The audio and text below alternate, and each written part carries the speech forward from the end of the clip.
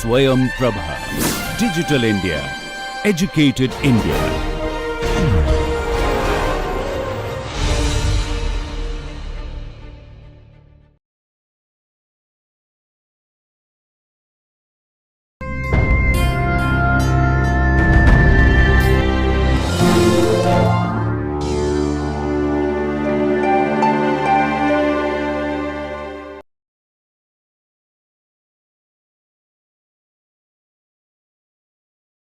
Hello everyone.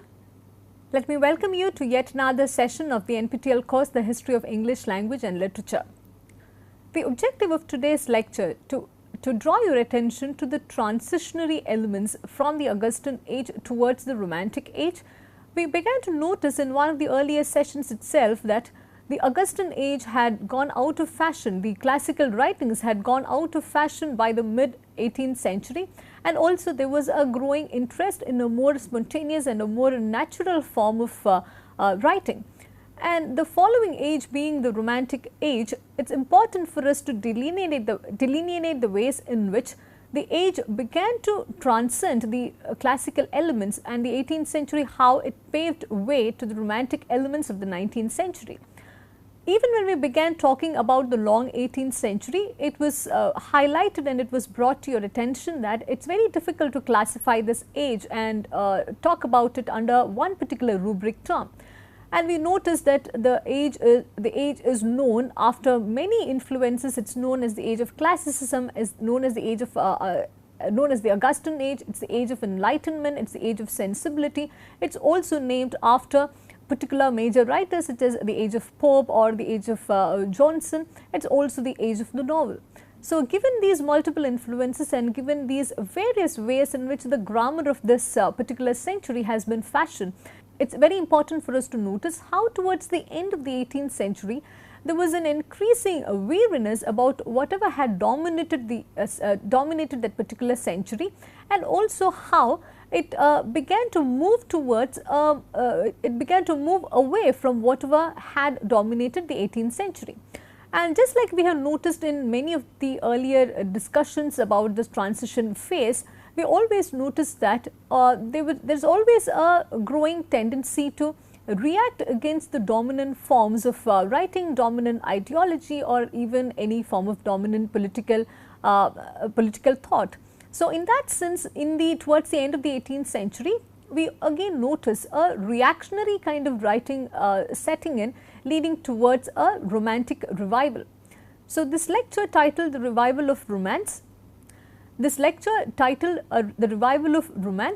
begins by taking a look at a revival of interest in the Middle Ages, which has later come to be known as a growing interest in medievalism. This interest in romance and this interest in the Middle Ages and the fascination about the ancient elements built into it, the primitive elements, the magical elements, all of those put together, it began to introduce a new kind of genre itself, especially in the later 18th century. And one of the most important figures when we talk about this is Horace Walpole. We have already talked about him in the context of other writings. Horace Walpole was one person who was really fascinated with medieval history. He even went to the extent of building a fake Gothic castle, which he named as Strawberry Hill House. This was initially just a villa, a small cottage that he had got on lease, and later he went on to build his own Gothic castle, which was even recreated as recently as in 2012.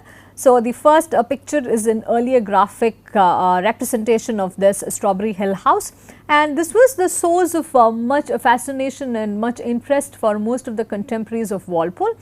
And Walpole then took this wonder work of architecture to another level, to even composing an entire novel based on this, titled The Castle of Otranto, a Story.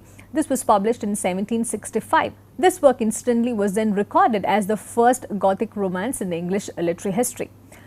So, what were the major elements of Gothic romance? This was a form of, this was a recreation of the earlier kinds of medieval romances, and the integral part of any kind of Gothic romance included ruins, castles, something to do with ancient buildings, about ghosts, the supernatural elements and everything which could be related to the medieval times and the romantic stories of those times.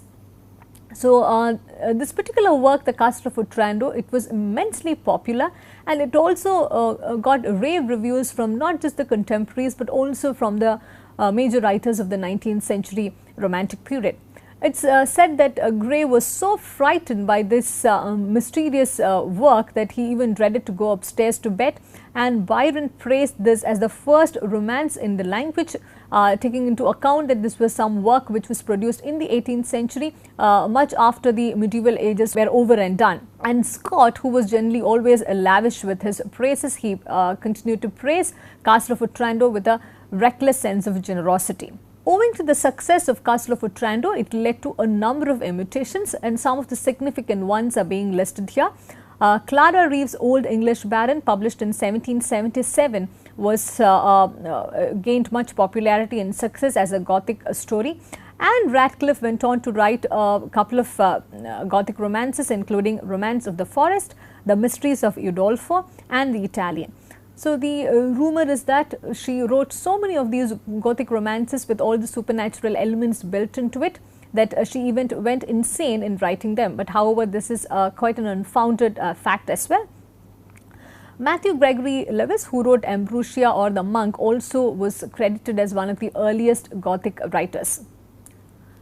When we talk about the 18th century as a transitionary phase, which was something that we also began when we look at the 18th century as a transitionary phase, as we noted in the beginning of this lecture, it's important to notice that towards the end of the 18th century, the Augustan tradition had begun to wane away, but it had not completely gone out of fashion. We find a certain sense of a continuation of the Augustan tradition in the writings of Samuel Johnson and in the writings of Oliver Goldsmith. And the historian Hudson talks about these works as the last great works of the outgoing artificial 18th century school. But though we find a continuance of the tradition in the writings of Johnson and Goldsmith, we also find that they also introduce a kind of rupture from the tradition in certain ways. For example, in their works we notice a treatment of nature and rural life, because towards the end of his career, we find Samuel Johnson revising his earlier poem London, which is something that we noticed when we spoke about Johnson. He revised his poem London, and he also regrets the fact that in the first edition he had not built in many pastoral elements. So, Johnson's interest in pastoral poetry and in rural life could be seen as a way in which he seeks to depart from the dominant tenets of the Augustan tradition.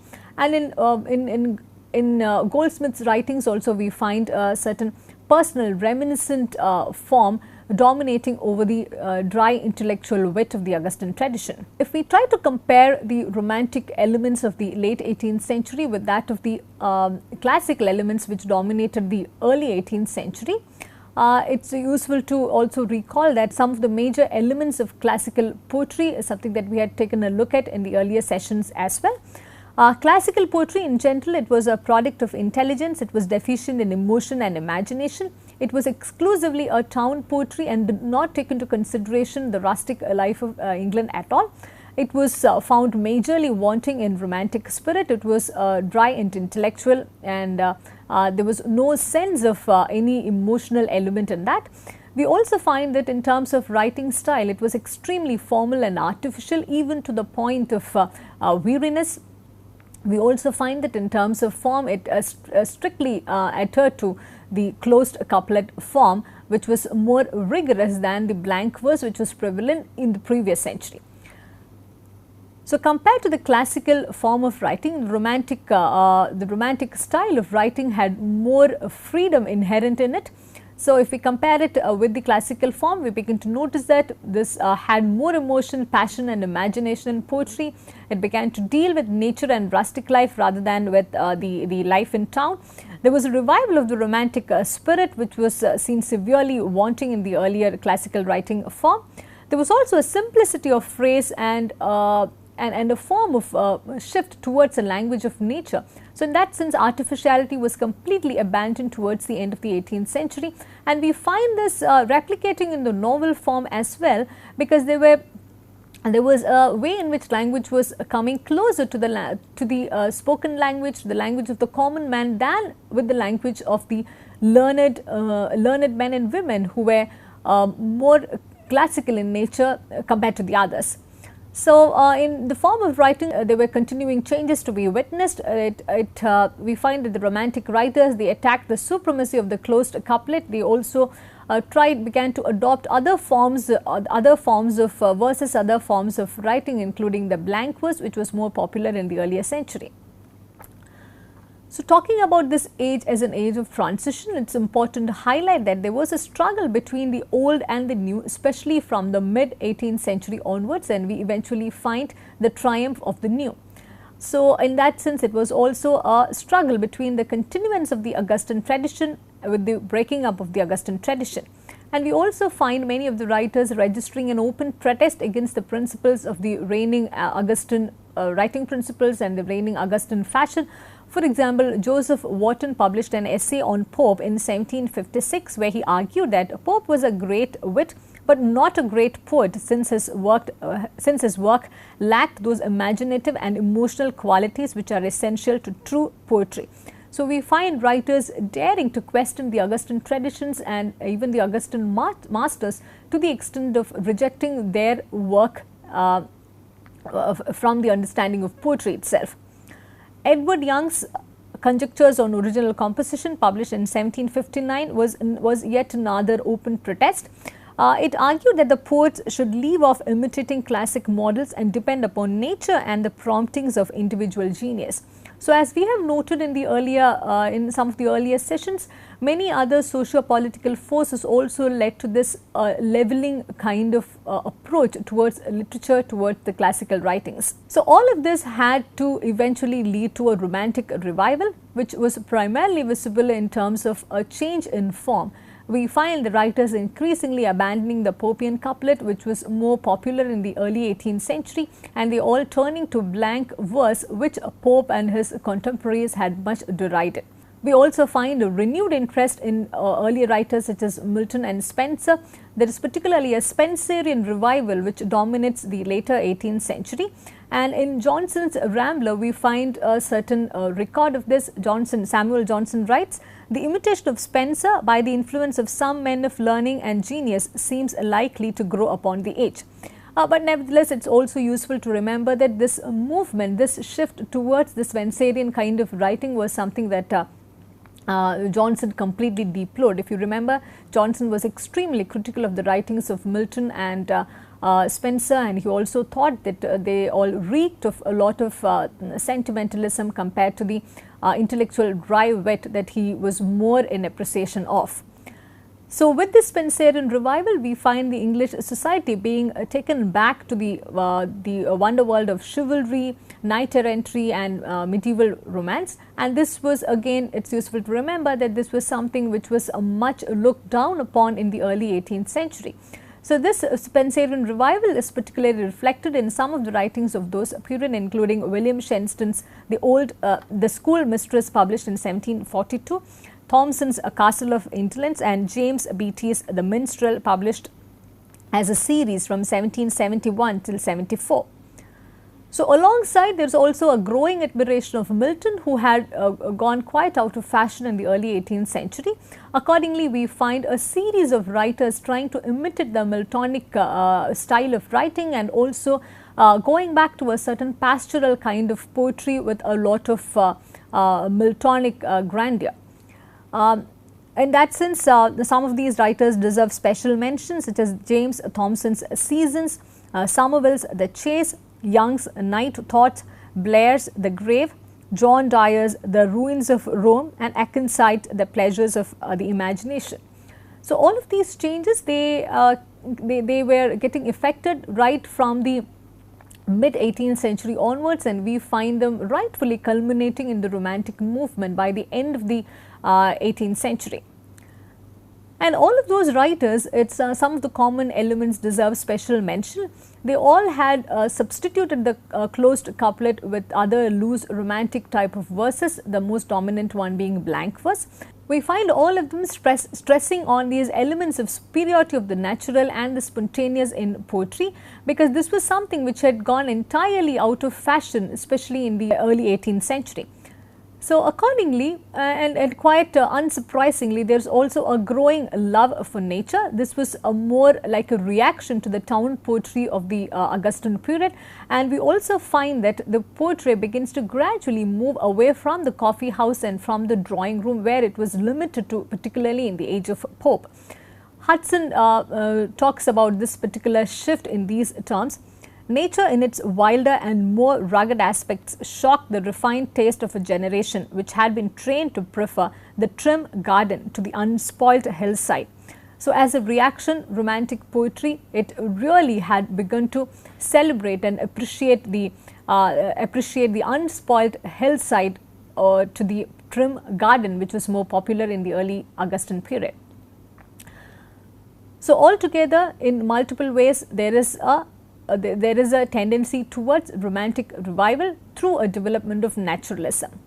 That also now forces us to take a look at what naturalism is in simple terms. It is a return to nature, which was also Rousseau's call to come back to nature, and it also had led to the phenomenal event, the French Revolution. So, the relationship between all of these political events with the romantic revival of the late 18th century is something that we shall come back to again in one of the later sessions. So, what perhaps triggered this naturalism or the return to nature movement in England was a ballad revival which happened towards the end of the 18th century. This was quite despite the ridicule that Samuel Johnson had against ballads during the 18th century, because he did not find them acceptable in any form, because he thought they were too trivial to even be considered as a literature. And alongside the ballad revival, there is a tendency to move towards simplicity, and they also, most of the major poets and the major writers of those times, they began to also reject the carefully cultivated conventional mannerisms of the Augustan age. For example, if you recall, in one of the earlier sessions, we had spoken about the way in which the Augustan writers sought to improve and refine language so that it became not just refined but also more complicated to the common man's understanding. For example, a popular phrase from one of the ballads, "God rest his soul," it was improved and refined to "eternal blessings on his shade attend." So, these sort of refinement on the language was no longer found acceptable towards the end of the 18th century, because this kind of overt influence on the intellectualism and the overt influence on the superiority of artificial language, it began to be much derided towards the end of the 18th century. So, with this, the time was quite ripe for the Romantic revival to completely sweep over all of the literary traditions of those times, and also we find that the Romanticism begins to dominate the 19th century. So, in the next session, we shall continue to look at the various forms of writings and the various writers who encouraged this form of naturalism in their writings, and how the transition effectively took place through this form of natural expressions in language. So, with this, we also begin to wrap up today's lecture in anticipation of the next lecture, which shall be taking a closer look at what exactly the Romantic movement was. Thank you for listening, and I look forward to seeing you in the next session.